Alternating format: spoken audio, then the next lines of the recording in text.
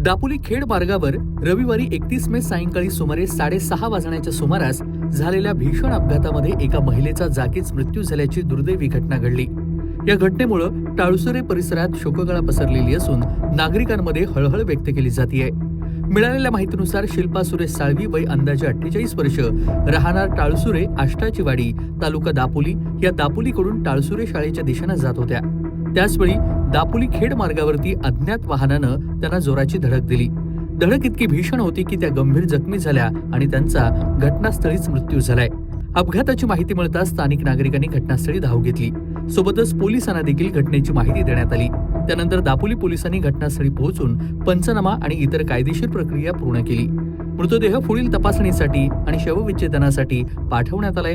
अपघातानंतर संबंधित वाहन चालक वाहनासह घटनास्थळावरून फरार झाल्याची प्राथमिक माहिती समोर आली आहे। त्यामुळे पोलिसांसमोर अज्ञात वाहनाचा शोध घेण्याचं आव्हान उभं राहिलंय। परिसरातील सीसीटीव्ही फुटेज, प्रत्यक्षदर्शींची माहिती आणि इतर तांत्रिक पुराव्यांच्या आधारे तपास सध्या सुरू आहे।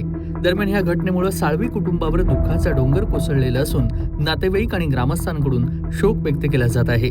दापोली पोलिसांकडून अपघाताचा अधिक तपास सुरू असून फरार वाहन चालकाचा शोध घेण्यासाठी प्रयत्न वेगानं सुरू आहेत। अपघातासंदर्भात अधिक माहिती आणि तपासातून पुढे येणारे तपशील मिळाल्यानंतरच नेमकं कारण स्पष्ट होणार आहे। सलीम रकांगे, कोकण कट्टा न्यूज, दापोली, रत्नागिरी। कोकणातील प्रत्येक घडामोडींचे लाईव्ह अपडेट पाहण्यासाठी आताच कोकण कट्टा न्यूजच्या सर्व सोशल मीडियाच्या प्लॅटफॉर्मला लाईक, फॉलो आणि सबस्क्राईब करा।